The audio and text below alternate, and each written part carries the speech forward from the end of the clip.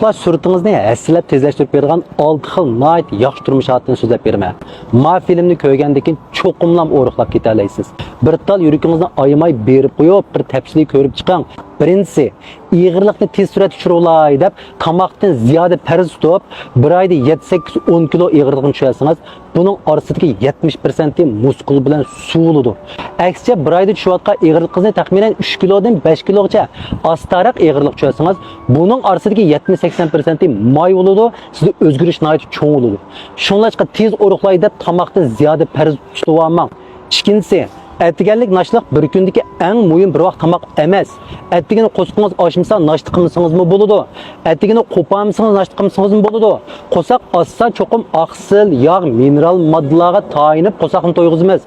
Карбон су бірекмесе, ене асас ашыны әттігені чоқым еш шәрт әмәс. Болып налланы, мантан, юрмен дегендек нәсілі, шифен деген нәсілен бап.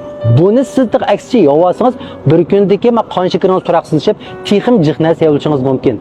Әттігенді карбон су бірекмесini azırak yiysanız, bir gündeki iştahınız turaksız boludu, düşte, keşte, muvaffaq tamaq yiysanız da qo'sqingiz asan to'ydu. İşenmişsiniz, sınab baqsangiz da boludu. Üçüncüsü, kechki tamoqni yemasam tezroq o'riqlab qolamamkin deb o'ylayapman. Kechda cho'qim tamoq yeyish kerak.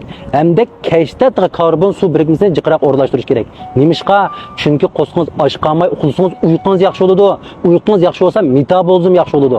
Kech cho'qim karbon suv birikmasini o'rlashtiring. Masalan, mifan, xongshu qo'noq, kaoyangyo deganga o'xshash yemaklik talasi ko'proq bo'lgan bunda asos ashlarni o'rlashtirsangiz, qo'saqmi to'ydi, kechliklarmi eg'izingiz qichib bir narsangiz kirib qiynab ketmaysiz degan gap. To'rtinchisi, harekatni qancha jiqib basam, toza yugurib qancha asrab basam, qancha jiq ta chiqsa shuncha yaxshi deb o'ylayapman. Badanning bisim hormonlari o'rlab ketadi. Piri shunday emas. Bu hormon o'rlab ketsa, badan o'zini o'zi qo'g'daydigan sistemga kirib qoldi. Chunki siz oyimidingiz badanni bak ig'ir harakat qilib xo'rtibatdingiz, badan o'zini qo'g'dab qilish uchun sizning taysheringizni texim ostil tuydi, sizni ish xo'shaqmas qilib qo'ydi. Harakatni qilgan sari zerikish his qilasiz, badandagi mayni ko'ydirishingiz texim ostil bo'ladi. Muvaffaq harakat qilsangiz bo'ldi, badan safaringizga tayinib, kunning nurida bir ishtik yo'l mengib basingizmi bo'ladi.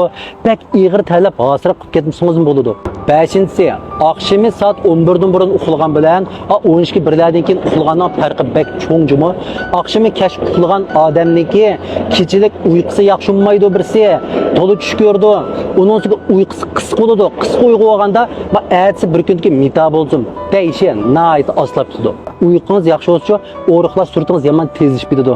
Eng oxirgisi, ruhiy kayfiyatingiz turaqsiz bo'lsin. O'zingizning o'riqlab g'alib qila oladigan ishining planingiz to'g'ri bo'lsa, cho'qim o'riqlab keta olasiz.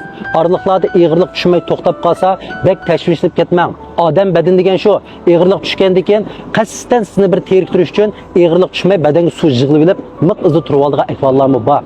Siz shu vaqtning o'zida men may ko'ydirib yutibman, men joyilmi, badan joyilmi bir tirikish baqay deb kayfiyatingizni turaqsiz qilib, ig'irlikni o'lchamay, yana bir xil ritmda mangsangiz, keyniga borganda vash ig'irlik tushaverdi degan gap.